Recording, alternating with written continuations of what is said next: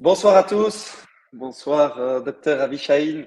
Bonsoir. Euh, alors, tout d'abord, un tout grand merci à tous d'être présents ce soir. On a un super webinaire avec le docteur Abishaïn sur l'endobiogénie, la médecine du terrain. Alors, ce webinaire est de nouveau présenté en collaboration avec Simplicure. A priori, vous nous connaissez déjà, la plateforme qui vous permet de recommander les compléments de vos laboratoires favoris à un seul endroit. Mais aujourd'hui, on est surtout là pour écouter le docteur Abishaïn, qui est médecin urgentiste, maître de stage, phytothérapeute et président de l'Institut belge d'endobiogénie et de physiologie intégrative, sous l'acronyme IBEPI, et qui en est aussi le principal formateur. Docteur Abishaïn, un tout grand merci d'être là présent ce soir. Je vous laisse la parole pour commencer ce webinaire. Merci William, merci Simplicure et merci à toutes et à tous. Donc, on va faire un petit voyage ensemble pendant 1 heure sur qu'est-ce que l'endobiogénie, qu'est-ce que cette médecine du terrain et pourquoi cette médecine du terrain est un choix très important à l'heure actuelle où la médecine ne peut plus répondre, je veux dire la médecine conventionnelle ne peut plus répondre à toutes nos questions. L'Institut belge, dont je suis le président, comme William l'a mentionné, a été fondé en 2017 avec un groupe de médecins, pharmaciens et des naturopathes et des nutritionnistes. Et il a vite grandi. Beaucoup de gens nous ont fait confiance. Nous avons fait 4 formations complètes en Belgique jusqu'à maintenant.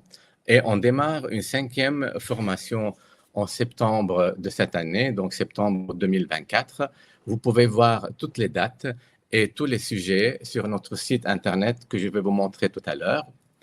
L'Institut belge a été en Angleterre pour former une vingtaine de médecins, pharmaciens et thérapeutes en 2019. L'Institut belge a fait une formation en Lituanie dont 50 médecins, pharmaciens et thérapeutes ont été formés sous le logo IBEPI. Et en Bulgarie, nous terminons ce mois-ci, à la fin de ce mois, la 2e promotion de médecins, aussi pharmaciens et des thérapeutes. Donc, nous sommes ouverts à tous les professionnels de santé donc, qui veulent surtout améliorer leurs connaissances en physiologie, comme vous allez le voir tout de suite. Voilà notre site internet endobiogénie.eu. Vous trouverez toutes les informations dont vous avez besoin. Et si vous avez des questions, vous n'hésitez pas à nous faire parvenir un email ou bien, donc, il y a des numéros de téléphone également. D'accord? Nous avons lancé l'endobiogénie simplifiée. En fait, c'est pour tout le monde, juste pour que les gens sachent de quoi il s'agit, qu'est-ce que l'endobiogénie, de quoi elle traite, pourquoi on va se faire soigner par l'endobiogénie.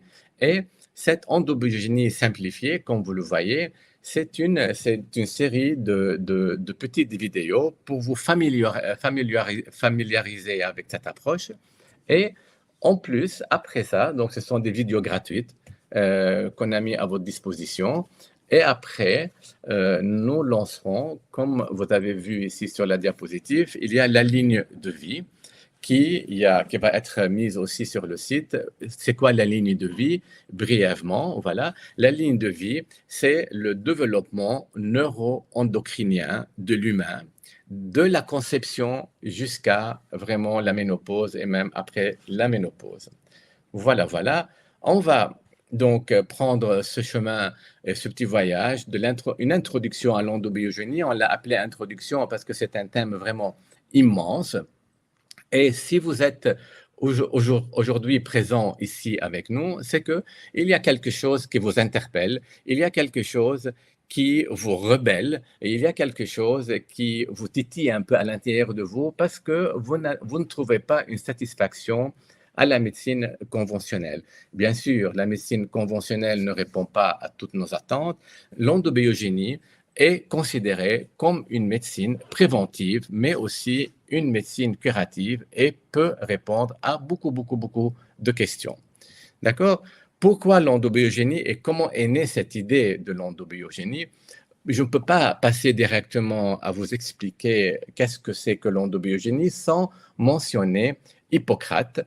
Hippocrate, 400 ans avant Jésus-Christ, donc il reste quand même le père et le pionnier de la médecine moderne parce que Hippocrate a pu faire une classification des maladies. Hippocrate ne pouvait pas accepter que la maladie est née de quelque chose qui est en fait une cause qui est magique. Donc, il va rejeter toute référence au sacré et il va considérer comme que les maladies révèlent de causes naturelles. Hippocrate, si on peut actuellement, nous médecins ou bien thérapeutes, faire la même chose ou bien 20% de ce qu'Hippocrate a fait, examiner nos patients, palper nos patients, faire une percussion, observer les gestes de nos patients, observer comment ils nous parlent, comment ils nous saluent. Si juste quand les patients vous saluent, vous pouvez faire attention à la température de leurs mains, si vous pouvez faire attention à la texture de leur peau, est-ce que c'est une peau sèche? Est-ce que c'est une peau qui est moite? Est-ce que c'est chaud? Est-ce que c'est froid? Tout ça, l'endobiogénie va vous apprendre comment, en fait, par des petits signes cliniques et par des petites touches cliniques et par de petites observations, classifier vos patients. Hippocrate, lui, il a défini la santé comme le résultat d'un équilibre entre les humeurs de l'organisme. Beaucoup d'entre vous le savent bien que Hippocrate a défini 4 humeurs, le sang, la lymphe, la bile jaune et la trabile. Il a établi donc 4 tempéraments. En endobiogénie, nous sommes un peu sortis pour ne pas cataloguer les gens et les mettre dans un protocole et dans une case. Parce que l'endobiogénie, comme vous allez le voir, considère que chaque être humain est un être qui est unique et qui mérite un regard unique. Ça ne veut pas dire que Hippocrate n'avait pas raison, non, mais il faut évoluer avec le temps et essayer de développer toutes les idées de ceux qui nous ont précédés. L'apogée de la médecine a été atteinte par Galien, parce que Galien, comme vous le savez bien, quand on dit la forme galénique de la plante, on fait référence à Galien, bien sûr. Galéen, comme Hippocrate aussi, il a beaucoup prôné le régime pour traiter les maladies. Il a beaucoup encouragé les massages. Il a beaucoup encouragé de bien dormir, de faire une activité physique, de faire des massages. Il a même encouragé une activité sexuelle bien fréquente. Donc tous ces médecins qui nous ont précédés, malheureusement, on n'a pas tenu compte de tous leurs enseignements et nous avons oublié pas mal de choses. Ici, l'endobiogénie va vous apprendre comment vraiment régler chaque problème et chaque maladie par une vision qui est individuelle, bien sûr. Et pour finir, Galien, ça vaut la peine de le mentionner parce que c'est très important, Galien, donc, il a décrit plus de 3500 pages sur les plantes et ceci est vraiment très, très important parce qu'en endobiogénie, on utilise comme remède principal la plante médicinale, des plantes qui sont agréées par l'Union européenne, des plantes qui sont testées, qui ont été testées dans des hôpitaux, surtout oncologiques à Paris, et que nous utilisons depuis très, très, très longtemps sans aucun effet secondaire, comme vous allez le voir plus tard. D'accord? Donc, on va évoluer un peu avec le temps pour arriver, bien sûr, il faut mentionner que les Arabes ont permis une très bonne évolution de la chimie et ce sont les fondateurs de l'aromathérapie qu'on va étudier. L'aromathérapie, donc l'endobiogénie considère un grand chapitre sur l'aromathérapie, mais l'aromathérapie, pas comme on l'a étudié dans les écoles de naturopathie ou bien dans les écoles de nutrition, etc., que je ne rejette pas, bien sûr, mais c'est une aromathérapie à visée endobiogénique. Ça veut dire comment les huiles essentielles vont agir sur le système hormonal et sur le système nerveux, etc., etc. Et bien sûr, on évolue encore avec le temps, donc on avance et on doit aussi au Britannique Edward Jenner la mise au point de la vaccination antivariolique parce que Donc là est née l'idée qu'on peut faire une médecine préventive. Ce moment-là de l'histoire est est un tournant dans l'histoire de la médecine parce que on va vite, avec Pasteur aussi, et Pasteur qui a établi la nature microbienne ou virale de plusieurs maladies, donc cette idée-là que la médecine, elle veut associer à chaque maladie un virus, une bactérie, un déficit enzymatique. Donc, on se réduit de plus en plus. Mais, une notion très importante, c'est que Louis Pasteur, avant de mourir, il a compris que le microbe n'est rien. C'est le terrain qui fait tout. Mais il faut savoir que quand Louis Pasteur a établi la nature microbienne ou virale de plusieurs maladies, cette notion n'existait pas avant lui. C'est lui qui a mis ça au point. Et bien sûr, il a mis au point la vaccination contre la rage et il a démontré qu'en médecine, beaucoup des agents, des micro-organismes sont responsables de maladies contagieuses et des infections en chirurgie, etc., etc. Et comme je vous l'ai dit, très vite, on va associer la présence d'un micro-organisme à une maladie. Et donc, cette naissance, donc, il y a eu une naissance de l'idée que pour une maladie bien particulière, on va définir une enzyme défaillante, une bactérie, un virus. Et donc, on réduit de plus en plus notre vision globale. Et pour un trouble infectieux, on fait tout pour aller chercher l'agent causal, microbien bien sûr. Si c'est un trouble hormonal, on va incriminer une hormone. Et s'il y a un trouble métabolique, on va rechercher l'enzyme défaillante. Mais ceci n'est pas correct, mesdames, messieurs, parce que une hormone défaillante dans le corps humain, une hormone ne travaille pas seule. Donc, les hormones sont liées toutes ensemble, comme vous allez le voir tout à l'heure. L'agent microbien, la pauvre bactérie, le pauvre virus ne sont pour rien, souvent. Et il faut aller chercher une vision beaucoup plus globale, mais la médecine nous a facilité la tâche que si la thyroïde est malade, on donne ce médicament-là sans avoir et sans regarder quelle est la connexion entre la thyroïde et le foie, entre la thyroïde et les intestins, etc., etc. Et c'est toujours, lors d'une infection, c'est toujours la faute du virus ou bien de la bactérie.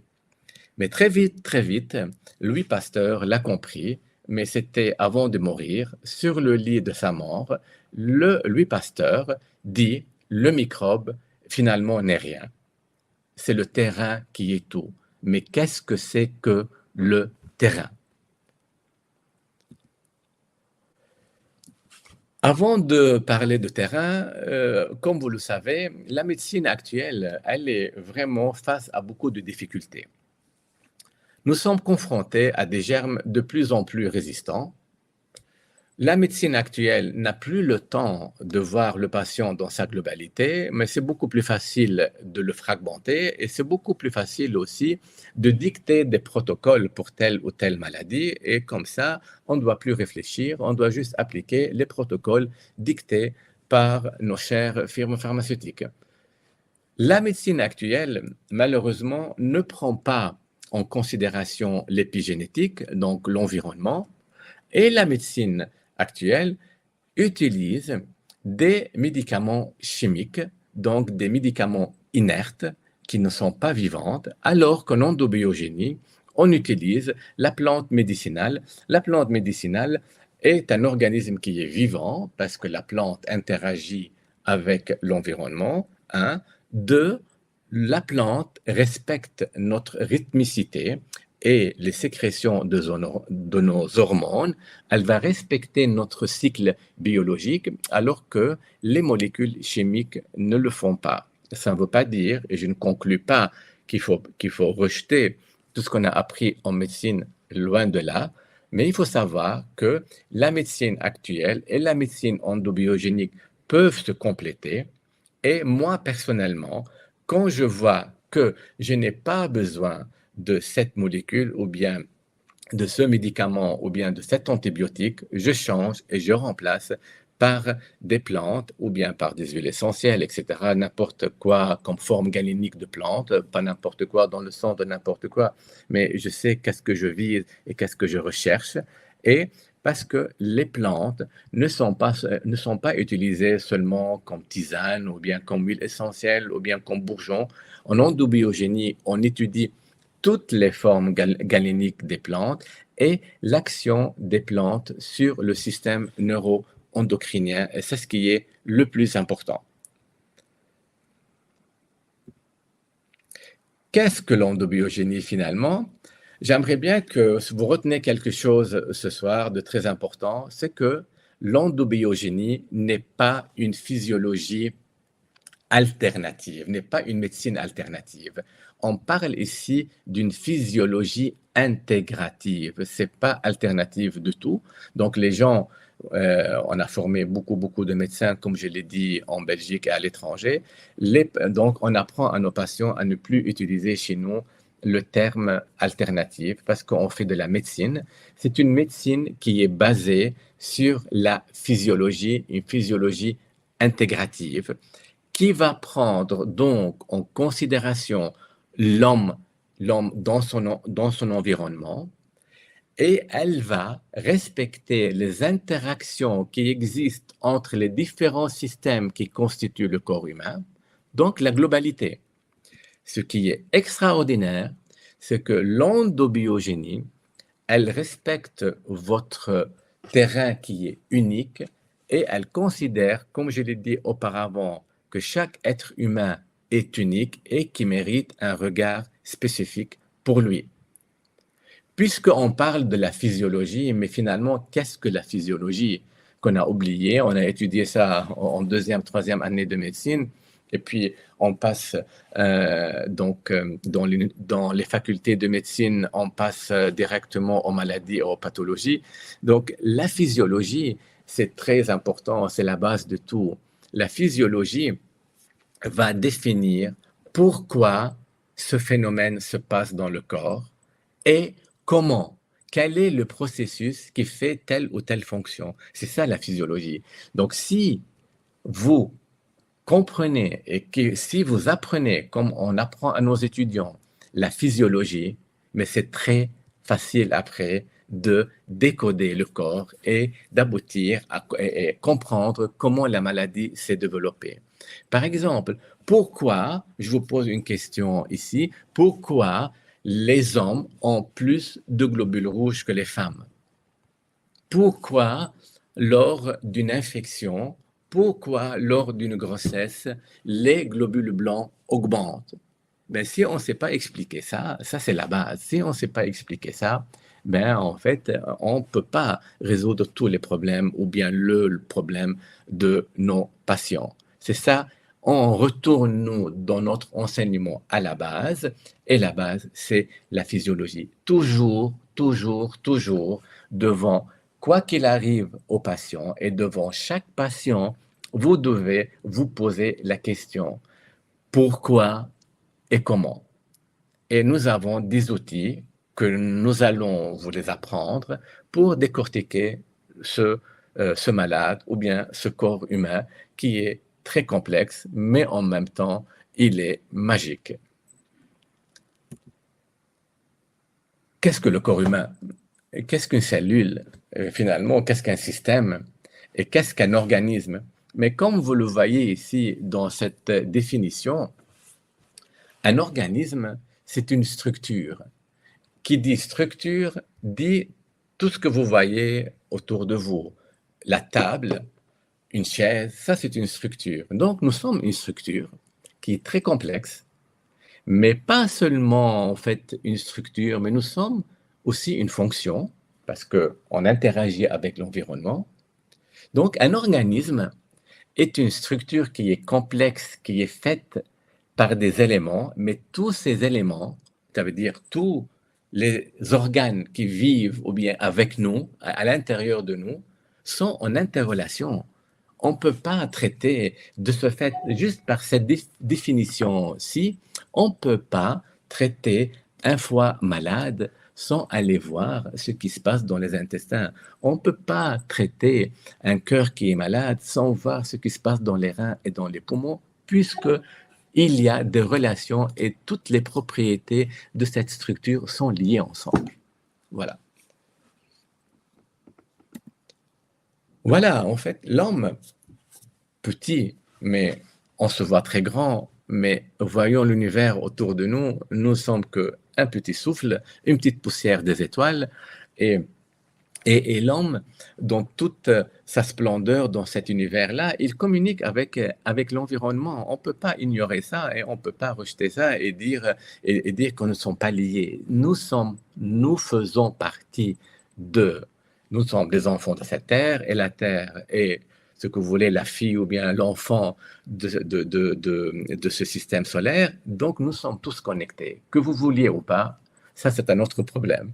Mais je vous dis que nous sommes liés et nous avons à l'intérieur de nous une horloge biologique qui peut détecter, voilà, maintenant, il fait chaud, il fait froid, c'est la saison de l'automne, c'est le printemps, il fait noir, il fait clair. Nous avons une horloge biologique, ce qui prouve que nous sommes connectés à cet univers qui nous entoure. Mais quelle est la fonction de l'homme finalement dans cet univers? La fonction de l'homme et son but, c'est de vivre dans un environnement qui l'agresse tous les jours. Donc l'environnement nous agresse tous les jours, les bactéries, les virus, le stress, le trafic, la nourriture, la pollution, etc. Mais comment on résiste à tout ça? Euh, euh, Imaginez parfois en 1 heure de temps, juste si vous voulez, vous êtes dans votre voiture et vous faites 1 heure de route, vous êtes agressé, je ne sais pas combien de fois, en ouvrant la fenêtre, ou bien l'air conditionné, ou bien le chauffage parce qu'il fait froid. Et puis vous descendez de votre voiture, quelqu'un vous insulte, excusez-moi, mais tout ça, comment l'organisme fait pour tenir tout ça?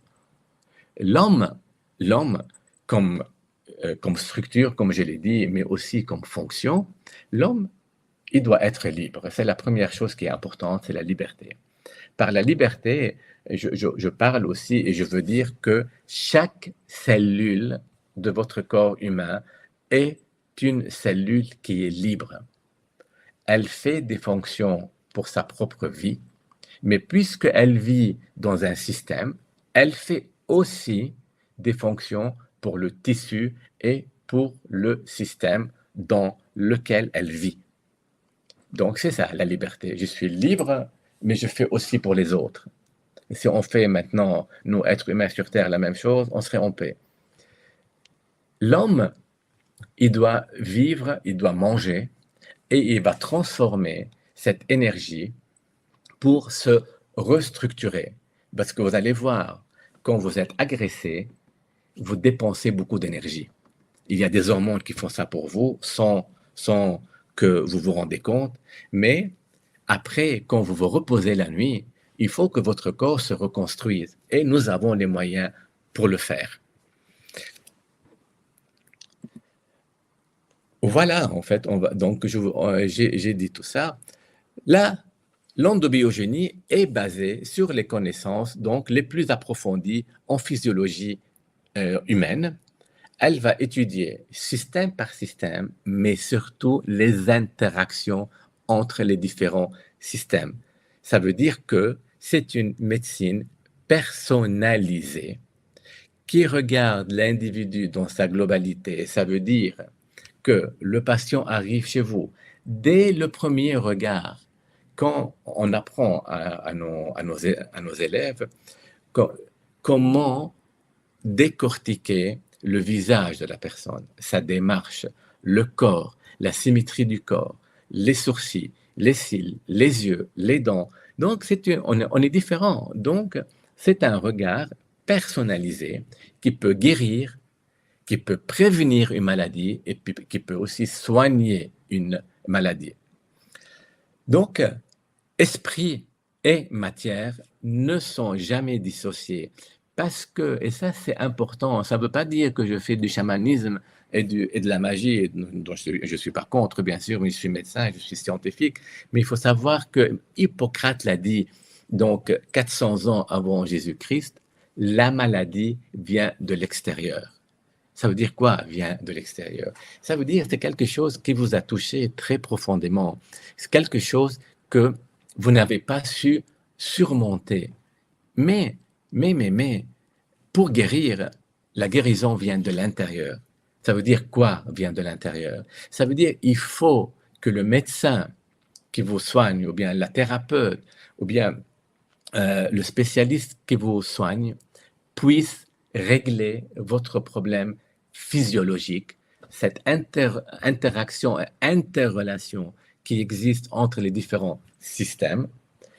Puis, il faut travailler votre psychologie et votre spiritualité et être aligné. C'est ça que la guérison vient de l'intérieur. Et c'est ce qu'on apprend à nos patients également.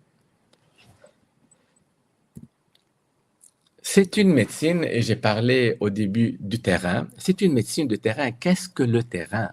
C'est ça qui est aussi compliqué. Si on prend le terme endobiogénie, c'est endobiogénie. On va le fragmenter en 3 morceaux. Endo veut dire intérieur. Bio, c'est la vie qui est à l'intérieur de nous. Et génie, c'est quoi la génie? C'est la capacité que nous possédons à s'autogénérer et à s'auto-guérir. Et nous, endobiogénistes, on va, par des moyens que j'ai décrits précédemment, donc les plantes médicinales entre autres, on va utiliser ces moyens que nous possédons naturellement pour arriver à une guérison. Ça veut dire que nous, on ne guérit pas le patient. Nous, on apprend le patient, on le met sur un chemin bien spécifique et le patient se guérit lui-même. Voilà, brièvement, ce qu'on fait. Le docteur de Rafour, c'est lui le pionnier, c'est lui qui a mis en place et qui a étudié cette théorie de l'endobiogénie qui est pour moi, qui n'est pas une théorie, c'est une médecine appliquée et pratiquée depuis les années 70, donc 1970 pour les Français qui sont avec nous. Cette endobiogénie, on va utiliser, comme je vous ai dit, et on va étudier l'homéostasie et le dynamisme qui existe à l'intérieur de nous. Donc, ça veut dire que, je vous ai dit, nous sommes une structure. Une structure, voilà, on l'a décrit, on l'a défini. Mais une structure comme une table, comme un mur, si il est, ou bien elle est souvent agressée et on tape souvent dessus, une structure, ça casse.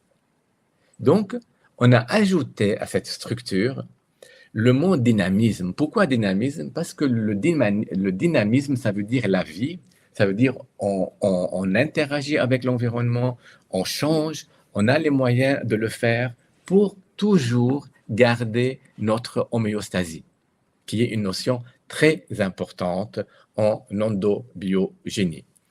Non, l'endobiogénie n'est pas de la naturopathie, mais on a formé des naturopathes, mais en endobiogénie, nous sommes des médecins qui utilisons des moyens au-delà de la naturopathie parce que toutes les méthodes naturopathiques sont utilisées de point de vue vision endobiogénique et selon des prises de sang bien spécifiques et bien étudiées au préalable, comme je vais vous le montrer tout à l'heure.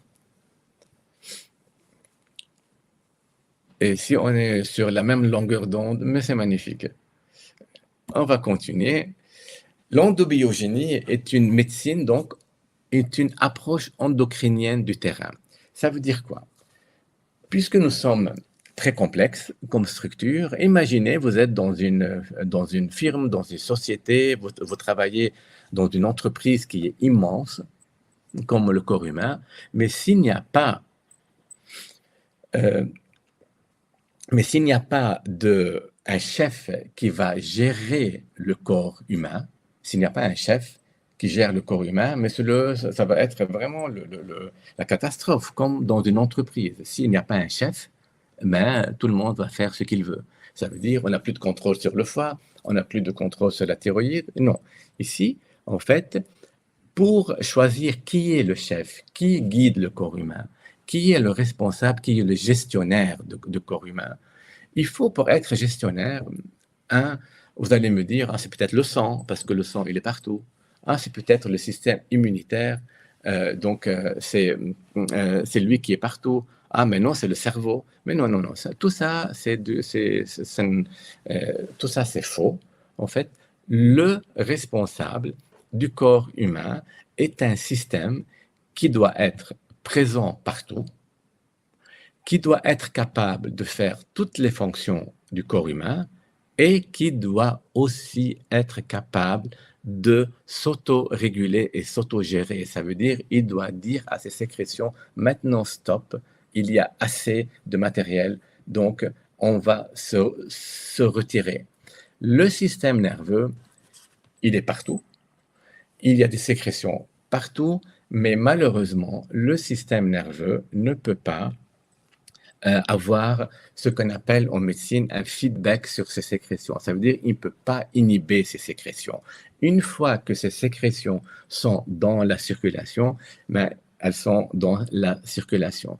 Le système hormonal est le gestionnaire. Il a été choisi comme gestionnaire du corps humain parce que c'est le système qui est capable de inhiber ces autosécrétions.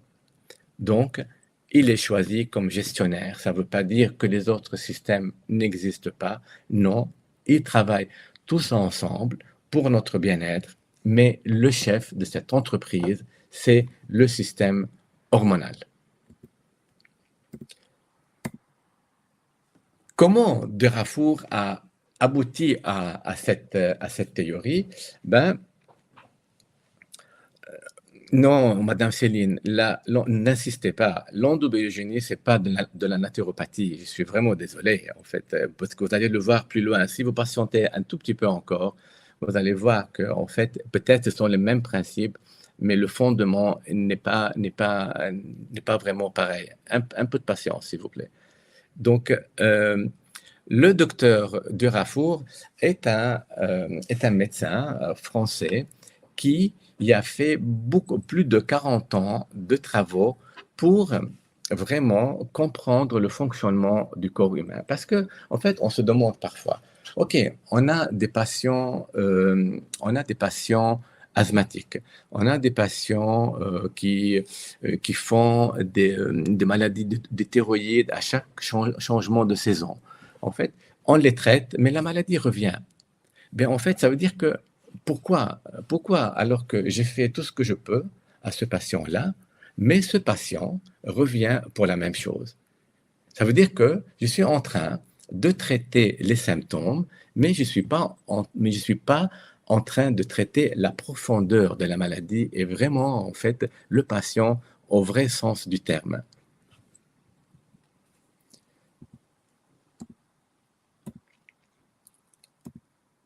Donc, voilà, en fait, soigner les symptômes, parfois, c'est très important parce que, surtout quand il y a une urgence, il faut soigner ces symptômes-là. Mais, en fait, voilà, on fait l'urgence, mais il faut essayer d'équilibrer ce langage qui existe entre le système hormonal et le système nerveux pour vraiment aboutir à une solution radicale et définitive pour le patient. Ça veut dire qu'il faut essayer de comprendre les interactions et le dynamisme qui existe entre ces différents systèmes.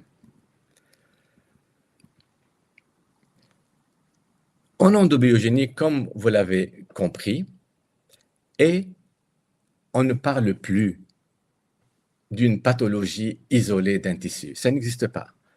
Quand un organe est malade, c'est tout l'organisme est malade. Que vous le vouliez ou pas, en fait, quand vous avez une hypothyroïdie, ben vous êtes fatigué, vous avez un transit qui est lent, ben voilà, donc ça fait un impact sur tout le corps humain.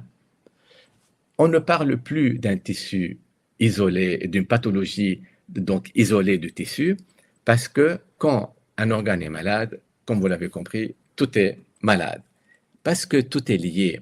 Le cerveau est lié, le foie est lié au cerveau, le foie est lié à l'immunité, le foie est lié au pancréas, mais en plus, je peux ajouter autant d'organes que vous voulez. En fait, donc tout ça, en fait, ils sont liés. Donc, quand il y a un organe qui est malade, mais tout est malade, il faut regarder la globalité. Donc, De Rafour n'a pas eu l'idée de l'endobiogénie sans vraiment faire des études sur ce que Hippocrate a fait, Louis Pasteur a fait. Et puis, on oublie aussi le docteur Sellier. Docteur Sellier est un très grand médecin hongrois qui a vécu sa vie au Canada et qui a étudié l'impact du système hormonal sur notre fonctionnement. Mais bien sûr, en fait, donc, puisqu'il y a un regard global, donc l'endobiogénie est un regard global, la naturopathie c'est un regard global, l'homéopathie est un regard global, la médecine chinoise, etc. Mais donc, Sellier a pris toutes ces connaissances et il a étudié quel est l'impact de l'environnement sur nous. Et il a introduit le mot stress en médecine. Le mot stress n'était pas utilisé en médecine auparavant. Et le mot stress veut dire quoi? Ça ne veut pas dire qu'on est stressé et qu'on est anxieux.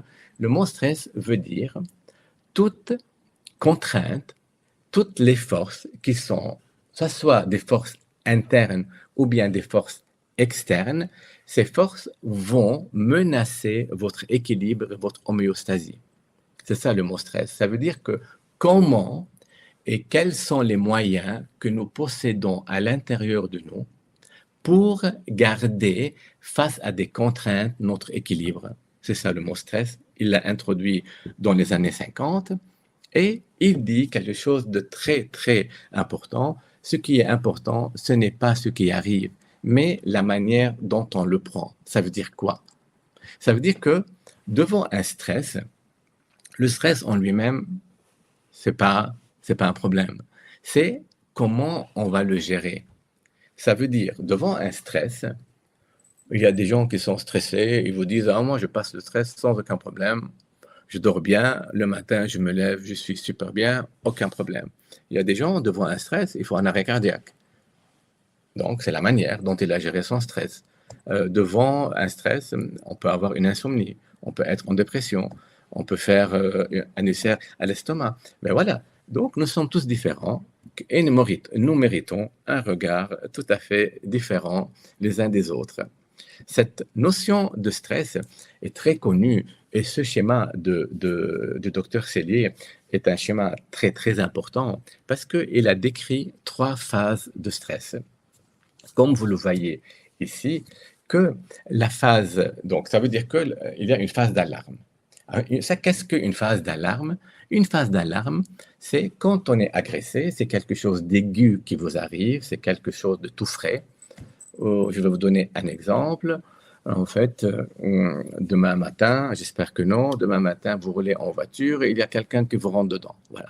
En fait, vous êtes sous le choc, c'est quelque chose d'aigu, inattendu, en fait, qui vous arrive, mais le corps, il doit réagir parce que c'est une contrainte pour vous. Donc, le corps est capable de mettre quelque chose en place pour qu'il puisse continuer à vivre. Mais c'est quoi ce quelque chose en place? Donc, il y a une phase d'alarme ici, une phase d'alarme qui est décrite par Sellier par une élévation d'une hormone qu'on appelle l'adrénaline. Cette hormone adrénaline est une hormone qui est sécrétée, entre autres, on va étudier ça en détail pendant le cours d'endobiogénie et si vous regardez nos vidéos. En fait, cette adrénaline, c'est une neurohormone qui est sécrétée par la partie interne de la glande surrénale et qui est capable, en quelques secondes, de faire un impact dans le corps humain. C'est une neurohormone, donc elle est sécrétée directement dans le sang et elle va en fait nous permettre de réagir à cette phase d'alarme Ça veut dire quoi? Ça veut dire elle va augmenter notre fréquence cardiaque. On va transpirer, on va avoir des contractions musculaires, des gens qui vont avoir la diarrhée, etc., etc. Mais c'est une phase qui ne dure pas dans le temps parce qu'on ne peut pas vivre tout le temps sous adrénaline. Et d'ailleurs, en fait, le terme je suis tout le temps sous adrénaline, vivre sous adrénaline, c'est très violent. Et c'est très violent pour le corps humain. Et le corps, donc, quand l'adrénaline est sécrétée, on sait que quelqu'un, d'autres systèmes, des autres hormones doivent prendre le relais. Donc, qui sont les hormones qui vont prendre le relais pour passer à une phase qu'on appelle la phase de résistance? Cette phase de résistance, elle est caractérisée, et tout ça, encore une fois, sera étudié en détail, mais je suis obligé de passer par là. C'est une phase où il y a la sérotonine. Et qu'est-ce que la sérotonine? Il y a donc un petit rappel, juste pour vous mettre un peu dans le bain. La sérotonine, nous avons une sérotonine qui est centrale, donc qui est cérébrale, si je peux résumer, et une sérotonine qui est périphérique, qui est présente. Donc, si on prend la sérotonine en total, on a pratiquement 5% de sérotonine cérébrale et centrale et 95% de sérotonine périphérique. On augmente cette sérotonine et vous voyez ici, la courbe rouge, on voit que le cortisol commence à prendre le relais tout doucement pour gérer cette phase de résistance. Bien sûr, la dopamine sera étudiée, le DHA aussi, donc, mais je suis obligé de parcourir ça assez rapidement. Cette adrénaline, en fait, en phase d'alarme, est considérée comme une neurohormone, c'est une neurohormone du système nerveux bêta-sympathique et non sympathique. Donc, quand vous dites sympathique, donc une question ici, donc je fais les questions en même temps, comme ça, on gagne du temps et on s'informe, on s'instruit en même temps. Le système nerveux est divisé, vous allez le voir, en système nerveux parasympathique et en système nerveux sympathique. Donc, on a le parasympathique et le sympathique. Mais le sympathique est divisé en deux branches, l'alpha sympathique et le bêta sympathique. Donc, on se retrouve avec parasympathique, alpha sympathique, bêta sympathique. Nous, on n'utilise plus sympathique parce que il faut, quand on dit sympathique, c'est lequel? C'est l'alpha ou bien c'est le bêta sympathique? Ici, l'adrénaline, elle fait partie du système nerveux. Donc, c'est le bêta sympathique qui est partie du système nerveux sympathique. Mais nous, on a défini le sympathique en alpha et bêta parce qu'ils ont deux fonctions différentes, comme vous allez le voir. OK? Donc, si vous voulez appeler l'endobiogénie qui n'est pas connue, l'endobiogénie est une médecine ou bien c'est une étude, ou bien c'est de la physiologie neuro-endocrino-immuno-psychologique. Voilà. Mais c'est encore plus difficile de prononcer tous ces termes que de dire endobiogénie. D'accord? Donc, ce docteur Cellier, il dit, OK, en fait, toute chose qui arrive d'une manière aiguë dans notre corps et pour la première fois qu'on l'affronte, il a appelé ces phénomènes et ces mécanismes le syndrome général d'adaptation. Donc, je vous invite vraiment, pour compléter cette conférence, donc d'aller sur notre site et de lire l'endobiogénie simplifiée.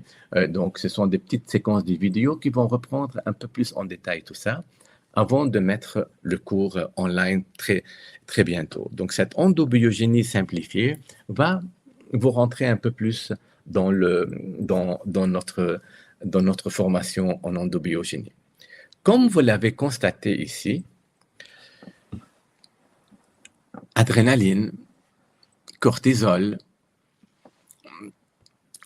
DHEA, ils font partie des hormones sécrétées par la glande surrénale.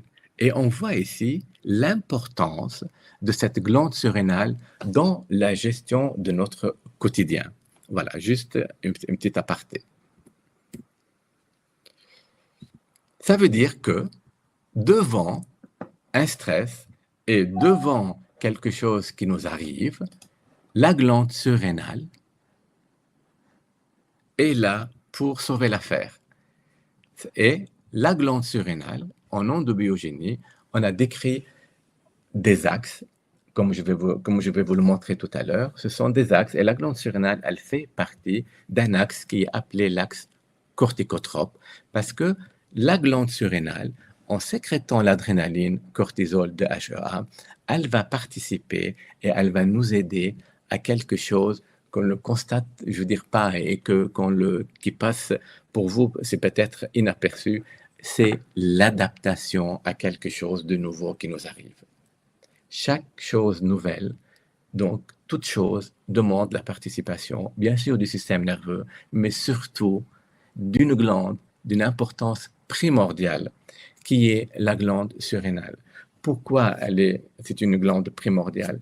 Parce que la glande surrénale, elle est composée de 3 couches. Donc, il y a une couche externe et une couche interne, pour résumer, bien sûr. Cette couche, donc, c'est la seule glande du corps humain qui est glande et en même temps système nerveux bêta-sympathique. Donc, le corps, la nature, Dieu, ce que vous voulez, a mis sur les reins 2 petites formations qu'on appelle les glandes surrénales, qui sont constituées d'une partie externe qui peuvent sécréter cortisol, DHEA et aldostérone, et une partie interne qui est un système nerveux.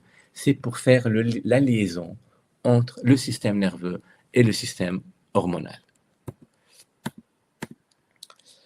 Ça veut dire que toute chose qui vous arrive, qui vous agresse, que ça soit un agresseur externe ou bien un agresseur interne, il faut vous défendre. Il faut que vous soyez capable de vous défendre. Qu'est-ce que le parasympathique, pour détailler ça? C'est un système nerveux qui est un système nerveux, j'espère que je l'ai mis ici, non. Donc, c'est un système nerveux qui est responsable de notre état de zénitude.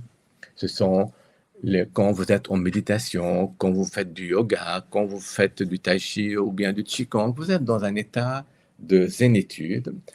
Vous activez ce système parasympathique que je vais représenter ici brièvement par le nerf crânien numéro 10, c'est le nerf vague, qui est responsable des sécrétions.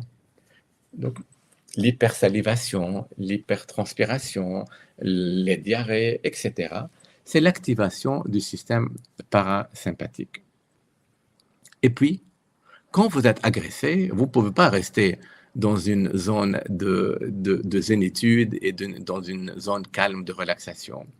En fait, vous devez réagir. Et pour réagir, vous activez donc ce système alpha-sympathique qui a une localisation bien précise, entre autres dans le cerveau, qui va sécréter une hormone qu'on appelle la noradrénaline et pas l'adrénaline, et qui va donner le signal à la médullosurrénale. Donc, il y a des prolongations nerveuses qui vont aller de l'alpha-sympathique jusqu'au bêta-sympathique, jusqu'à l'intérieur de la glande surrénale pour stimuler l'adrénaline et être sécrétée. Et cette noradrénaline et cette adrénaline font partie des groupes qu'on appelle les catécholamines, mais ça, on va étudier ça plus tard. Et l'alpha-sympathique, il ne va pas seulement stimuler la médullosurrénale, mais il va stimuler l'hypothalamus et l'hypophyse pour mettre sous tension toutes les autres hormones et tous les autres systèmes. Ça veut dire quand il y a une lutte, la lutte se fait par tout le monde et pas, on ne se relie pas sur juste un organe. Un organe va participer peut-être plus qu'un autre, mais tout le monde participe pour le bien-être de tout le monde. Vous voyez, cette collaboration, c'est important. Ça veut dire, vous êtes agressé, vous fermez le parasympathique, on est prêt à la lutte, on stimule l'adrénaline et en même temps, on va mettre sous tension les glandes surrénales pour, comme vous l'avez vu tout à l'heure sur le schéma, le cortisol, DHEA, etc. Donc, l'hypothalamus et l'hypophyse participent également à l'agression. D'accord? Voilà, voilà. Ça, c'est une autre présentation de ce qu'on a vu. On a vu que qu'est-ce qui se passe et comment on fait et comment on réagit. Imaginez, vous êtes dans un état de santé, un état d'équilibre. Et finalement, qu'est-ce que ça veut dire être en bonne santé, mais ça ne veut rien dire. Et c'est pour cela qu'on a mis nous état d'équilibre. Ça veut dire, on a mis état, on n'a pas mis équilibre, parce que l'équilibre n'existe pas. Ça, vous pouvez oublier, ce qui est tout à fait logique et tout à fait normal, parce qu'un équilibre, c'est quelque chose qui est fixe et qui ne bouge pas et qui peut casser. Ici, on a dit on est dynamique, ça veut dire on est à la recherche tout le temps de notre équilibre. Comment on fait ça? On fait ça par le système endocrinien et le système nerveux, d'accord? Et quand on est agressé, que ça soit une agression externe ou interne, on nécessite de développer des moyens pour combattre. Et ces moyens sont faits par le système nerveux et par le système endocrinien, qui vont préparer la bataille, si je peux dire, pour nous. Ils vont créer une congestion qu'on va étudier en détail et vous pouvez aller voir l'endobiogénie simplifiée. Merci à notre équipe qui est toujours très vigilante. Ils vont créer une inflammation et finalement, on va recruter le système immunitaire pour faire face à cet agresseur. C'est comme un voleur qui rentre chez vous à la maison. Toute la famille va se battre pour le mettre dehors.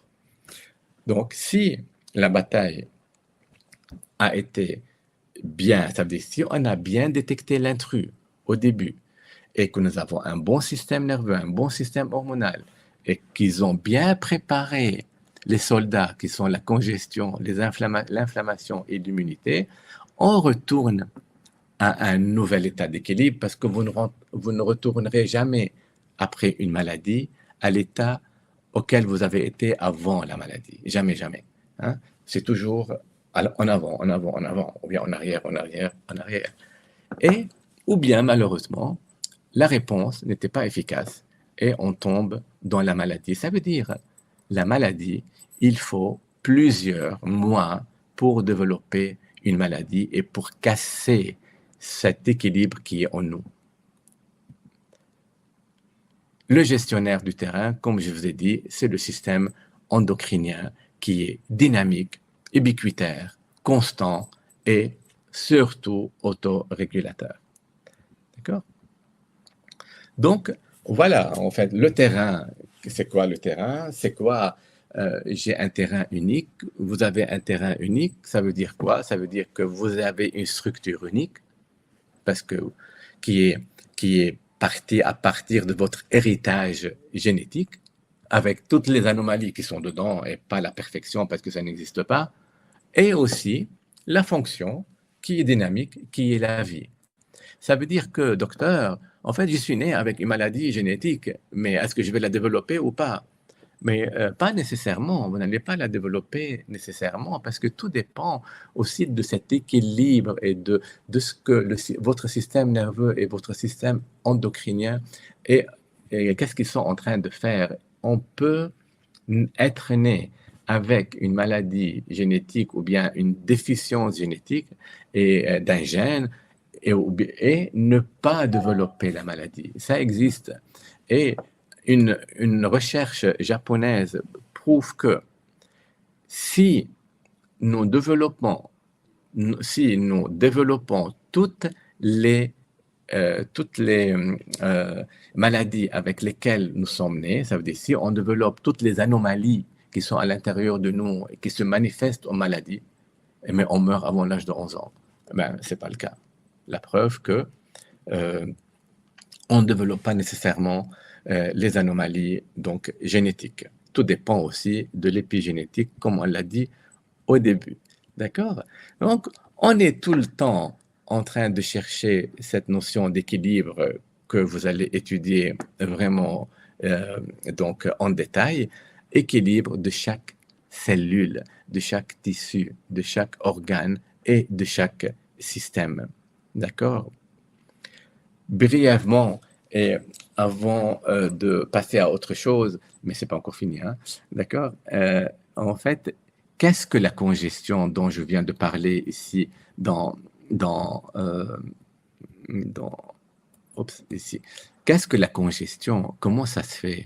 C'est quoi? Est-ce qu'elle est physiologique? Est-ce qu'elle est pathologique? C'est quoi l'inflammation? C'est quoi le système immunitaire? Juste, juste euh, pour vous dire que nous, en endobiogénie, on ne parle plus de maladies auto-immunes. Les maladies auto-immunes n'existent pas. En fait, vous allez faire des yeux et vous allez tomber peut-être tout raide, mais en fait, on ne dit pas maladie auto-immune, on dit dysimmunitaire. Ça veut dire un dérèglement du système immunitaire. Parce que le système immunitaire qui est là pour vous défendre, pour vous maintenir en vie et pour lutter contre les infections et tout, il n'est pas ici pour vous détruire. Mais il y a quelque chose qui l'a déréglé. Et c'est ce qu'on essaie de chercher. Tout, juste une notion, une aparté pour passer les questions que je vois passer devant moi. En fait, tous les médecins qui ont travaillé avec Dr Durafour, tous les médecins qui ont actuellement 65, 70, 80 ans, 85 ans et qui ont une notion de médecine intégrative ont été dans le même groupe du docteur Durafour. Ils ont travaillé ensemble, tous les noms que je vois passer. D'accord? Voilà. Qu'est-ce que la congestion?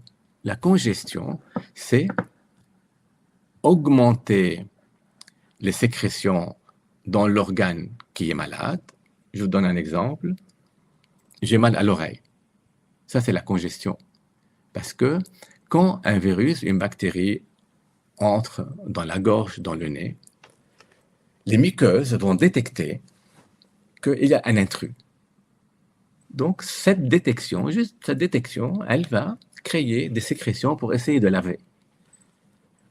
Cette congestion, donc ce liquide donc, qui a été provoqué par le système parasympathique, il va réveiller le système alpha-sympathique qui va créer, lui, l'alpha sympathique et pas le bêta, va créer une sorte d'accumulation de ces sécrétions. Ça veut dire, qu'est-ce qu'il y a dans les sécrétions? Il y a tous les éléments inflammatoires et immunitaires qui vont participer à combattre le virus. Mais avant de le combattre, il faut concentrer tous les soldats qu'on a invités dans un endroit bien précis qui est ici le nez, ou bien l'oreille, ou bien la gorge. Ça veut dire que vous avez mal à la gorge, le corps va concentrer tous les éléments du système immunitaire, tous les éléments du système de l'inflammation, il va créer une inflammation pour faire cette bataille-là. Et nous, qu'est-ce qu'on vient faire? On prend un anti-inflammatoire. On n'a pas donné le temps à notre corps pour vraiment réaliser sa fonction et sa fonction qui est physiologique. Hein. Donc, malheureusement, on coupe cette chaîne. Parfois, c'est nécessaire, hein, je ne parle pas, mais souvent, ce n'est pas nécessaire parce que l'inflammation, la douleur, la rougeur sont nécessaires pour recruter les soldats les plus spécialisés qui sont les cellules immunitaires. Et le système immunitaire est étudié en détail comme vous ne l'avez jamais vu auparavant. Parce que c'est un langage qui se fait entre les cellules. Je passe la main comme les coureurs et les coureuses, si on peut dire ça en français, qui se passent la torche quand elles courent les 400 mètres. C'est vraiment la même chose.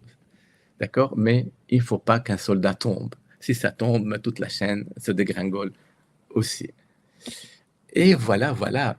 En fait, il y a des organes, quand l'inflammation dure longtemps et quand la congestion dure longtemps, il y a des organes qui entretiennent. Ça, c'est pathologique. Si la congestion dure plus de 48 heures, mais ça devient pathologique. Et, parce qu'il y a des organes qui entretiennent l'inflammation et, et, et qui peuvent créer des maladies inflammatoires comme des arthrites, des polyarthrites qui durent dans le temps et des années. Hein. Le pancréas, c'est la même chose. Donc, et le système immunitaire, lui, il va faire donc partie des soldats les plus spécialisés parce qu'il est là il a une mémoire, il sait ce qui a existé en nous, et aussi il a des soldats qui peuvent se super spécialiser dans des nouveaux virus, pour des nouveaux virus et des nouvelles bactéries. Et voilà, en fait, c'est lié à appeler Eder Rafour, faire face à ces agressions, c'est s'adapter à un nouvel état d'équilibre. Et on s'adapte avec le système nerveux et le système endocrinien. Mais quand on s'adapte, quand on lutte, on dépense de l'énergie. Mais vous ne pouvez pas continuer à dépenser cette énergie-là. Donc c'est pour cela qu'il faut dormir pour récupérer cette énergie-là. Ça veut dire, c'est comme si on dit, en endobiogénie, on dit, dans la journée, on se détruit, et pendant la nuit, on se construit. Et il faut que ça soit donc un bon sommeil récupérateur. Parce que la mélatonine, on va l'étudier et étudier l'épiphyse en détail, joue un rôle très, très, très important dans la récupération et aussi de point de vue immunitaire. Et voilà, en fait, le cours de l'endobiogénie est basé sur cette connexion entre les divers systèmes qui constituent le corps humain. J'ai dit système, ça veut dire axe, comme on l'a, axe corticotrope, axe gonadotrope, axe thyréotrope, axe somatotrope. Pourquoi on l'appelle axe? Parce qu'on prend l'hypothalamus, l'hypophyse, la périphérie. Donc c'est un axe. Un axe va travailler pour lui-même, mais un axe va aussi travailler pour les autres. Et c'est toujours donc un circuit qui doit être fluide. Et si vous, par exemple, si vous introduisez une pilule ici, une pilule contraceptive, si vous introduisez, parce qu'au mois de septembre, vous avez eu une petite fatigue, on a fait une prise de sang, on trouve que la thyroïde est un peu faible, mais attendez un peu, les gars, n'allez pas vous mettre sous médicaments chimiques, mais vous allez vraiment dégringoler et perturber toutes ces chaînes qui est vraiment bien liées et qui se comprend. Mais ici, on ne se comprend plus. Ici, je ne parle pas de nous, mais on parle du monde médical. On ne se comprend plus, il n'y a plus de connexion, en fait. Donc, pour le patient, l'axe corticotrope, il est composé de l'hypothalamus, avec son hormone qu'on appelle CRF ou CRH, l'hypophyse qui est pour l'axe corticotrope, la CTH, et les glandes surrénales qui sécrètent cortisol, DHEA, aldostérone, et chacun a ses fonctions propres à lui. Personne ne va prendre la fonction de l'autre et ils vont toujours se passer la main. Et ce n'est pas de la magie. Et c'est décrit dans les livres de physiologie. Et si vous achetez, mais je ne vous conseille pas parce que c'est beaucoup moins cher pour vous de voir les petites vidéos, mais les livres de physiologie parlent de la même chose, mais sans regrouper les hormones ensemble. Et tout ce que je vous dis est écrit dans les livres de physiologie, mais malheureusement séparément. Même chose, en fait, pour l'axe gonadotrope. GnRH, c'est l'hormone hypophysaire qui va stimuler l'hypophyse, FSH, LH, qui vont stimuler les gonades, qui vont sécréter œstrogène, progestérone, androgène. Quelle est la liaison entre cortisol, œstrogène? Quelle est la liaison entre ACTH et TRH? Quelle est la liaison entre prolactine et ACTH? Mais en fait, tout est connecté et c'est pour cela que ça fait partie d'un cours spécialisé de 2 week-ends complets pour vraiment comprendre euh, la composition de chaque hormone et sa propre fonction et son interaction dans tout ce système-ci. Donc, on est en train de le finaliser. Donc, mais il faut passer par les petites vidéos d'introduction à l'endobiogénie et la ligne de vie, et les vidéos vont suivre, je vous promets. Et notre équipe est là pour ça. Donc, voilà, par exemple, un petit exemple pour vous mettre, pour vous rendre assoiffé de l'endobiogénie, vous donnez de la cortisone. Quand c'est nécessaire, c'est nécessaire. Hein, je ne dis pas le contraire, d'accord? Quand vous donnez de la cortisone, que ce soit de l'hydrocortisone ou bien de la dexaméthasone, ou bien, en fait, est-ce que vous avez pensé que le cortisol sécrété par les glandes surrénales, qu'est-ce qu'il va devenir? Qu'est-ce que la TSH va devenir? Mais qu'est-ce que le foie, le pancréas vont devenir? En fait, le cortisol, comme je vous ai dit, on l'a vu chez Cellier, est une hormone sécrétée par la glande surrénale et qui peut, quand elle atteint un taux bien élevé en quantité et en qualité, peut inhiber la CTH. D'accord? Ça veut dire que quand vous donnez de la cortisone, qu'est-ce que vous faites avec la CTH? Qu'est-ce que cette cortisone a impact? Mais la cortisone, vous le savez très bien, la cortisone, c'est à long terme, c'est le diabète, c'est la peau qui est fine, c'est l'hypertension, c'est l'ostéoporose, l'ostéopénie. Comment? Par quelle action? Par quel mécanisme? Quel est l'impact sur les autres hormones? C'est ça qui est intéressant à savoir. Ça veut dire que quand on introduit des molécules chimiques nécessaires, il faut aller voir l'impact que ça donne sur les autres organes et sur les autres hormones. D'accord? euh, Et aussi, chaque fois qu'il y a une hormone sécrétée, la CTH, ou bien les oestrogènes, les androgènes, comme on le voit ici, œstrogènes, androgènes, vous voyez, en fait, ces hormones, chaque hormone a une fonction dans son propre axe et en dehors, bien sûr, vous l'avez compris, mais aussi, et c'est décrit dans la physiologie, parce que tout est physiologique, a une action sur la moelle osseuse, sur les sécrétions des éléments du sang, globules rouges, globules blancs, lymphocytes, éosinophiles, etc. Et tout ça, c'est bien étudié et documenté. D'accord? Et, et voilà, en fait, c'est notre schéma principal, c'est celui-ci, donc qui sera bien sûr détaillé. Je vais lire vos questions, mais je vais donner ici la parole à William qui va nous expliquer un peu et vous faire une pause de tout ce que j'ai dit pour que ça puisse un peu tomber. Et je reviens vers vous pour vous donner un exemple du système de la prise de sang avec de nos prises de sang spécifiques et comment on travaille et comment on détecte les maladies. Merci à toi, William. Merci, docteur Abichail. Merci, c'était super intéressant.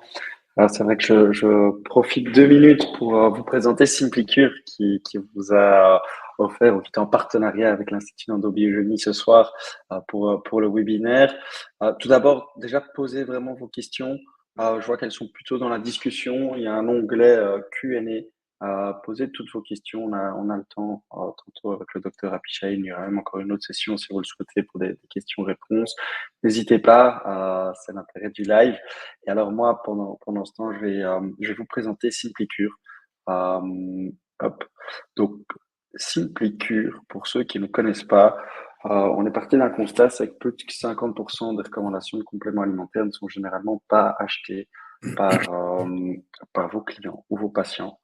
Euh, Pourquoi? Alors, bien souvent, si on doit recommander un complément d'un laboratoire A, un deuxième d'un laboratoire B et un troisième d'un autre labo, c'est pas facile déjà pour vous à recommander et encore moins facile pour vos clients qui vont devoir acheter sur 3 sites différents avec des frais de livraison qui peuvent s'accumuler. Et donc, on a décidé de développer une plateforme qui est gratuite d'ailleurs, Simplicure, qui va vous permettre de facilement recommander tous vos laboratoires favoris à un seul endroit. Voilà la plateforme, si vous voyez bien mon écran. Donc, vous vous connectez sur Simplicure. On vous demande juste un diplôme pour vous créer un compte et pour vous connecter sur SimplyCure. Tout d'abord, il y avait d'ailleurs beaucoup de questions aujourd'hui. Vous aurez accès à tous les replays des webinaires. Vous aurez accès dès demain au replay du webinaire du Dr Abishaïn de ce soir. Ils sont ici. Et à droite, vous avez tous les derniers laboratoires qui nous ont rejoints. Chaque semaine, on rentre de nouveaux labos sur la plateforme pour que vous ayez vraiment tous vos labos favoris à un seul endroit. Alors, le fonctionnement de SimplyCure, c'est très simple. Vous avez envie de créer une recommandation de complément alimentaire ou d'aromathérapie pour vos clients. Vous créez un nouveau client ici. Vous rentrez son adresse email, son nom et son prénom. Vous le sélectionnez. Et puis, vous allez rajouter différents produits selon les besoins du client. Donc, si par exemple, mon client, mon patient a besoin de magnésium, je vais chercher les différents types de magnésium qui sont disponibles sur la plateforme et à moi de sélectionner celui qui me convient selon mes critères. J'ai envie de tester citrate, glycérophosphate ou d'autres types de magnésium, je choisis celui qui me convient. Je peux prendre par exemple ici le magnésium de chez Metagenics, le Magdine. Pour chacun des produits, je vais avoir un descriptif complet, un tableau des nutriments, la posologie et les contre-indications. Si le produit plaît ou convient plutôt aux besoins de mon patient, je le rajoute. Et il se rajoute ici à ma recommandation que je peux personnaliser, un sachet une fois par jour pendant un mois par exemple. Et puis, je vais pouvoir chercher d'autres produits de manière beaucoup plus granulaire. Donc, si vous voulez, par exemple, des probiotiques, vous tapez probiotiques ici. Si vous voulez certaines souches, si je veux, par exemple, des lactobacilles, hop, je vais pouvoir voir quel probiotique contient des lactobacilles. Et le système va automatiquement me montrer lesquels contiennent des lactobacilles. Je vais même aller plus loin encore. Si, par exemple, je n'ai pas envie de gélules parce que mon patient ne sait pas avaler de gélules et qu'il faudrait plutôt un liquide, je vais pouvoir le sélectionner. Et donc là, je vais aller prendre tous les probiotiques qui sont en gélule et qui contiennent des lactobacilles acidophilus. Je rajoute le produit et il se rajoute à ma recommandation ici à gauche. C'est vraiment super simple et vous allez pouvoir faire du multilabo à un seul endroit. Vous avez un petit tableau récap des apports pour vous assurer qu'il n'y ait pas de surdosage. Vous envoyez et votre recommandation va s'envoyer par mail et par SMS à votre client qui n'a plus qu'à acheter. Alors, je vous montre ce que le client il reçoit de son côté.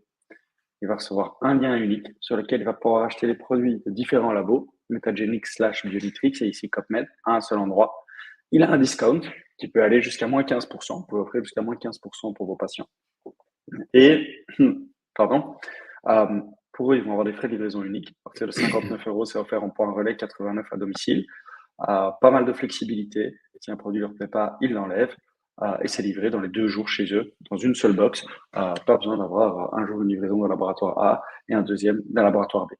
Et pour vous, ce qui serait intéressant, c'est que vous aurez un suivi. Donc, si le patient, par exemple, se dit que le magnésium tout compte fait, il n'en a pas besoin parce qu'il en a encore à la maison, il aura un suivi pour savoir exactement où ça en est, si sa recommandation a bien été achetée par son patient. Et puis, vous avez également d'autres fonctionnalités sur la plateforme pour vous, notamment des protocoles. On reprend les protocoles de certains intervenants. Donc, s'il y a des protocoles qui sont pertinents, vous pouvez l'utiliser comme base. Et vous avez aussi une petite académie de formation. Si vous avez envie de revisionner les replays des webinaires, ils seront disponibles ici et on verra avec le docteur Abishaïn, notamment probablement les slides demain aussi qui ont été demandés aujourd'hui. Voilà à peu près tout pour SimplyCure. La plateforme est gratuite. Je retourne vite au slide. La plateforme est gratuite, donc je peux que vous encourager à vous inscrire. Je vais mettre une petite offre aujourd'hui. Hop. Voilà, là vous avez l'offre sur SimplyCure. On a plus de 90 labos. Chaque semaine, on a de nouveaux labos qui nous rejoignent. Si vous voulez des produits en plus, on les rajoute.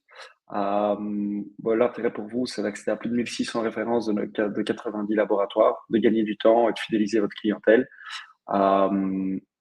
C'est gratuit, donc inscrivez-vous, il n'y a rien à perdre. Nous, on va juste faire une petite visio de 15 minutes avec vous pour vous accompagner dans la mise en place de la plateforme. Et alors, je vous invite aussi à nos prochains webinaires. J'espère qu'on aura la chance de réécouter le Dr Abishaïn bientôt. Et la semaine prochaine, on a NHCO qui vient parler de l'aminoscience au service de la vitalité. Et on aura également OMUM sur le syndrome prémenstruel et les douleurs menstruelles. Je vous laisse maintenant, Dr Abishaïn. En tout cas, n'hésitez pas s'il y a des questions sur SimplyCure et je laisse la parole au Dr Abishaïn pour la fin de vos slides, les exemples dont vous allez parler et peut-être prendre le temps pour quelques questions si on en a encore. Merci à tous. Merci William, merci. Euh, voilà. Euh, donc, c'est moi qui dois faire quelque chose, William, ou bien c'est... Hop. Je C'est dois toi rien qui faire, je dois, je pense. crois, tu dois rien faire. Je pense que les slides sont présents, donc tu peux juste Très choisir les bien, slides et très montrer bien. les exemples. Très bien, merci, merci. Voilà, en fait, je reviens pour vous dire que la promotion 5, parce que donc pour la Belgique, commence au mois de septembre. Les places sont limitées. Donc il y a pas mal d'inscrits. Et moi, j'aime bien les petits groupes pour que les gens puissent comprendre facilement et avoir une bonne relation, une bonne interaction. Vous pouvez voir les dates sur le site et les thèmes aussi. Voilà, c'est le parcours d'apprentissage en endobiogénie qui est accessible aux médecins, pharmaciens, thérapeutes, que ce soit naturopathe, que ce soit diététicienne. On a formé des psychologues, des infirmiers, des infirmières. Donc voilà. Donc la formation médicale dure plus longtemps qu'une formation non médicale et les gens formés ont accès à notre analyse de prise de sang, donc que je vais vous montrer maintenant. Les cours sont en présentiel, parce que ça se fait en Belgique, c'est beaucoup plus simple et moi j'aime bien les interactions en fait avec les gens. Et donc, je pratique toujours, n'oubliez pas, la médecine conventionnelle, mais surtout la médecine endobiogénique, parce que je suis moi-même médecin urgentiste et chirurgien des urgences à la base. Et donc, les sages-femmes peuvent aussi se former, des infirmiers. On a formé des psychothérapeutes, des psychanalystes à notre approche et on collabore tous ensemble dans une petite clinique située à Uccle. On travaille en groupe. Ça veut dire euh, si on a besoin d'une psychologue, ben, on sait à qui il faut référer parce qu'elle comprend notre approche. Elle va... Donc voilà, la prise en charge du patient est beaucoup plus globale. Et moi, j'ai été formé en France.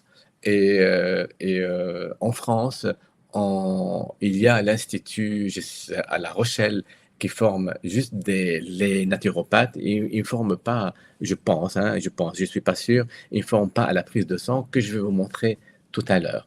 Euh, donc, mais pour les gens qui sont en Algérie, en Maroc, qui sont dans le sud de la France et qui ont difficile pour se déplacer, les cours seront les cours vraiment de formation détaillés seront sur notre site d'ici fin juillet, pour ne pas mettre la pression sur mon équipe, peut-être mi-août au plus tard. Donc, vous pouvez les acheter et vous pouvez les regarder. Docteur Charrier, en fait, est un collègue que je connais bien et qui forme, mais je ne sais pas s'il forme à la biologie de fonction que je vais vous montrer tout à l'heure. D'accord?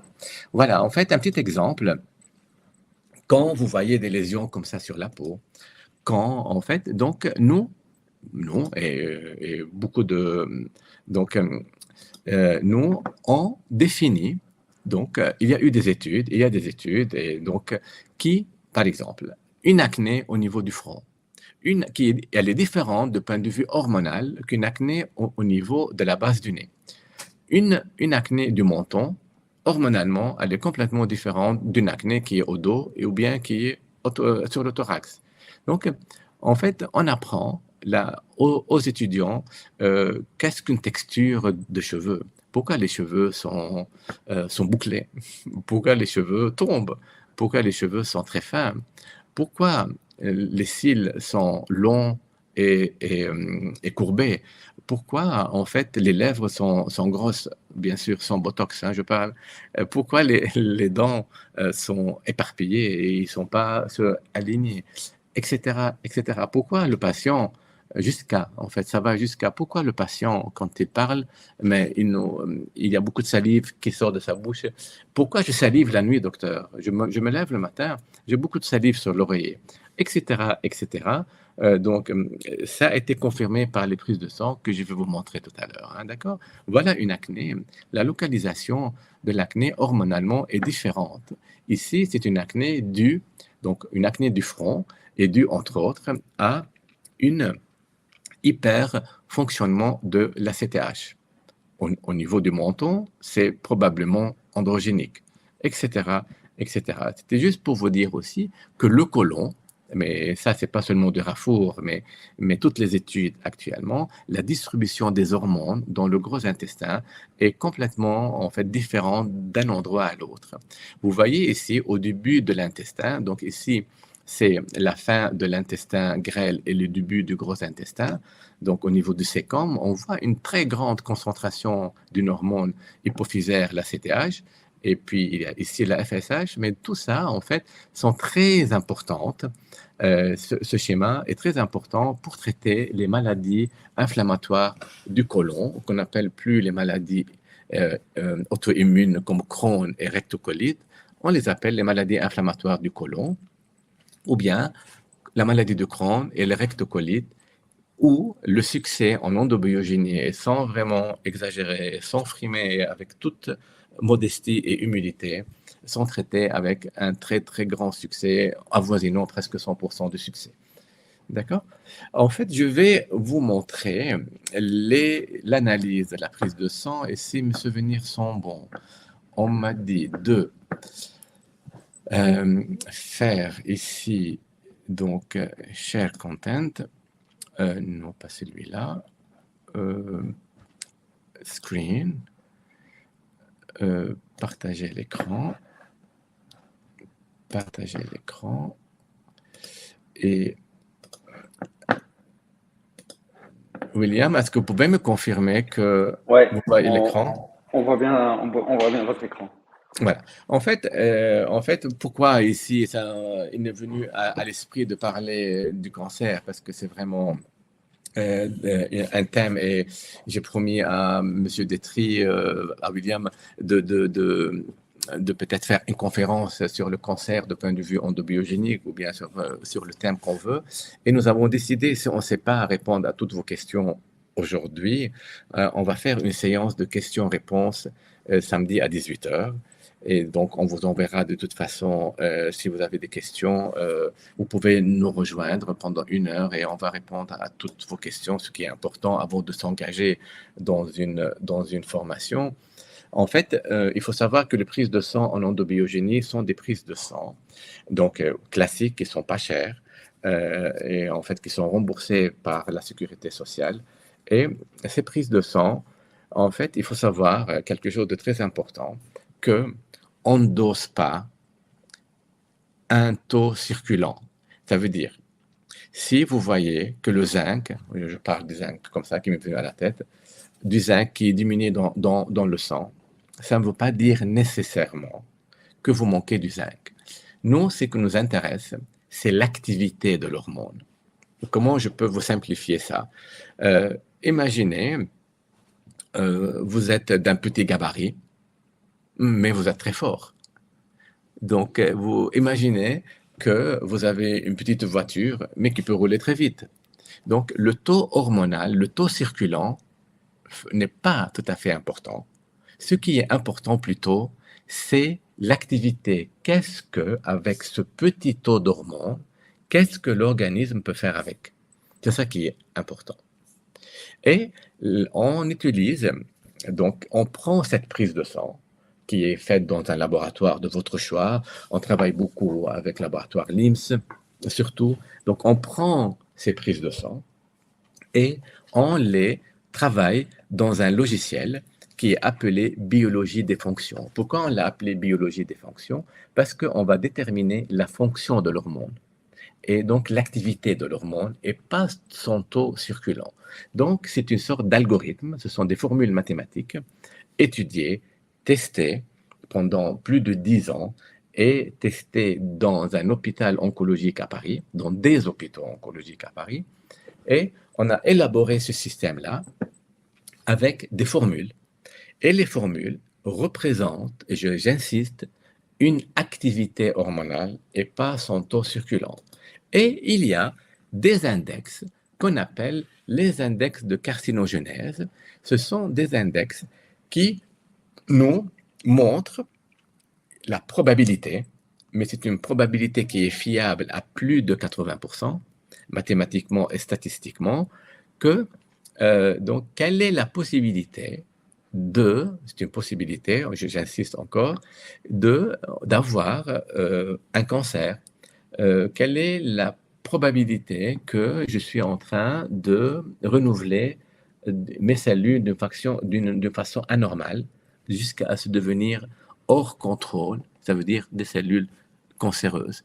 D'accord? Une cellule cancéreuse n'arrive pas du jour au lendemain. Il faut des années pour arriver à une cellule cancéreuse. Mais je vous promets, je ferai la présentation sur le cancer, mais j'aurais souhaité tout d'abord, en fait, vous montrer ce logiciel avec lequel on travaille.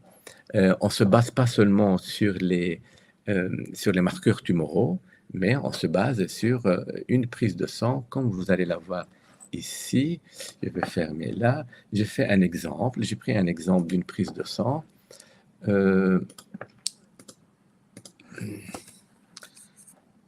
J'ai écrit que c'était... Voilà.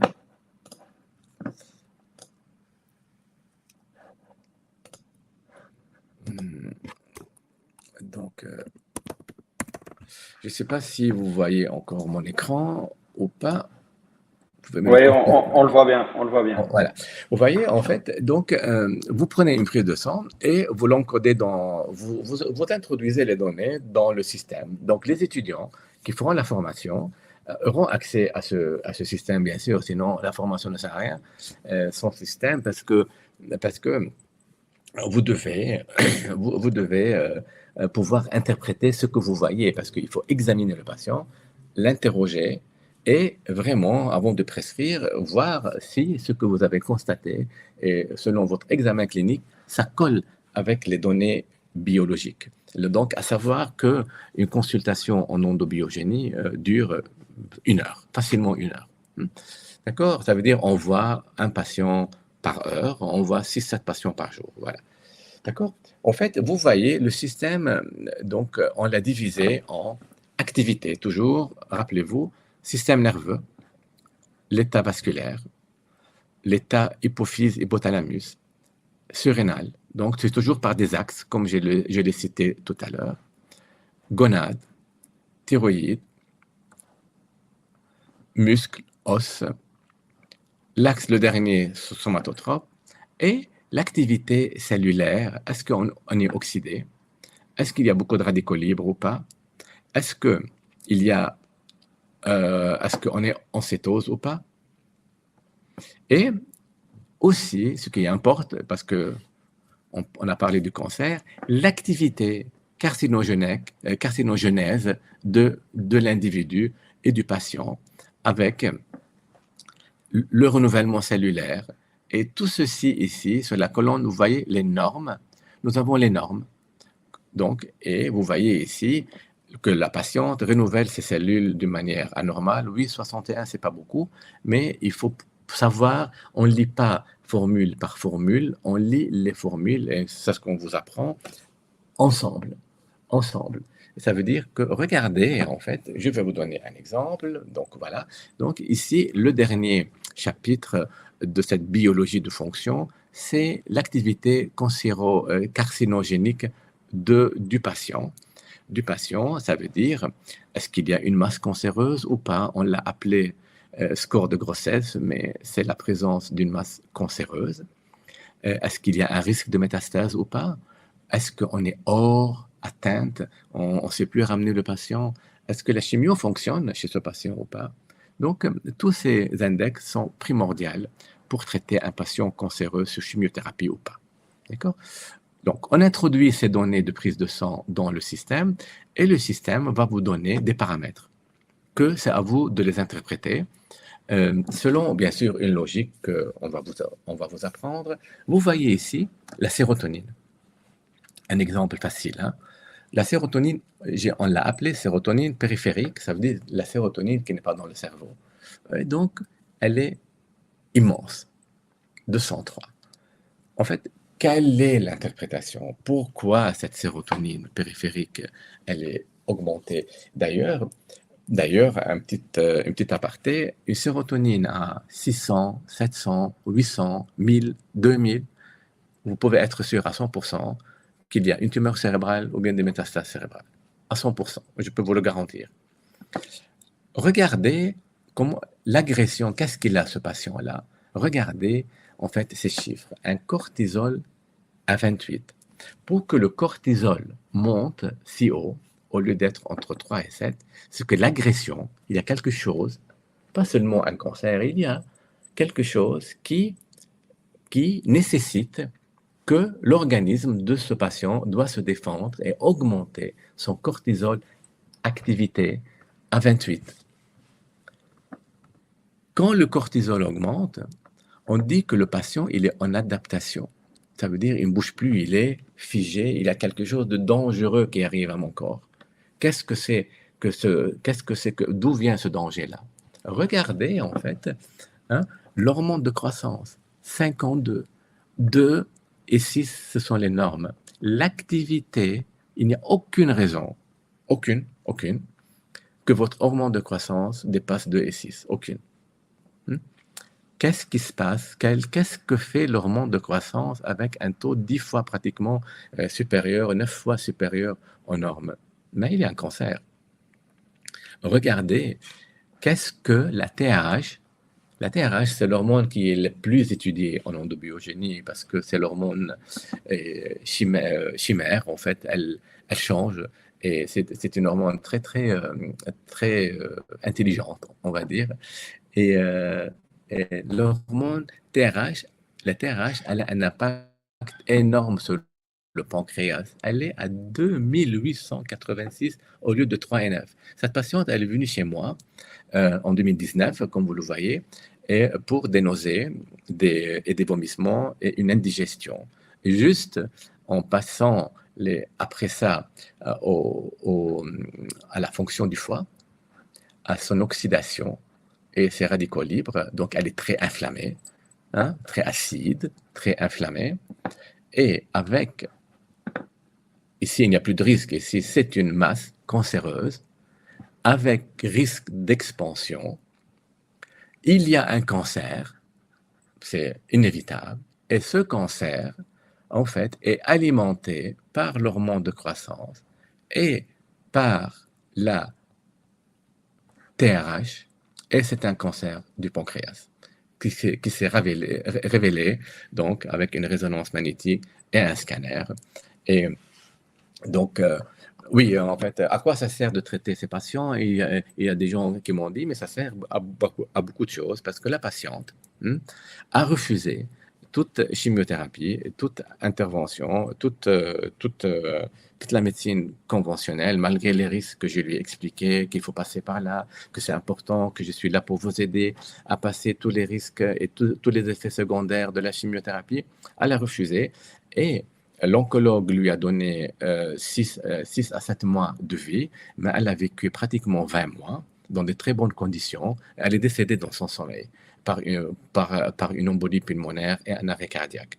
Donc, il y a moyen de faire quelque chose, pas nécessairement de guérir, mais au moins, en fait, faire cette bataille et mener cette lutte avec votre patient et essayer de faire, mais ici, donc c'était un stade vraiment dépassé, surtout quand on voit une hormone de croissance à 52, statistiquement, selon nos bilans mathématiques, statistiquement, c'est un stade dépassé on ne peut plus rien faire pour le patient.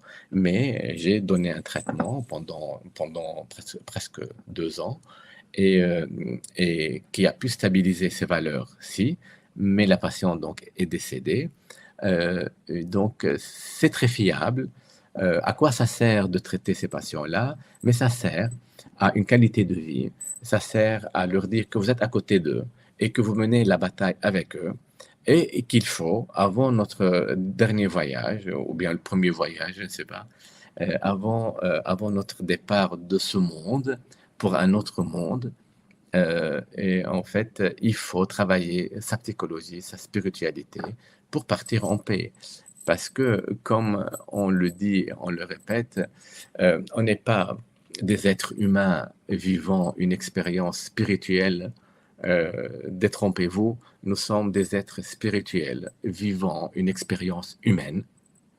Et il est très important, même si vous constatez que le patient est à un stade vraiment avancé, vraiment essayer de mettre quelque chose en place avec votre équipe de psychologues, de psychanalyse, de hypnothérapeutes, que sais-je, pour vraiment arriver au mieux possible ramener ce patient dans cet autre monde d'une manière vraiment saine. Voilà. Voilà, je ne peux pas expliquer tout parce que c'est presque 1 an et demi de formation. Et je clôture avec cette patiente qui m'a beaucoup, beaucoup touché et que je voyais assez souvent. Voilà, pour vous dire que nous avons vraiment les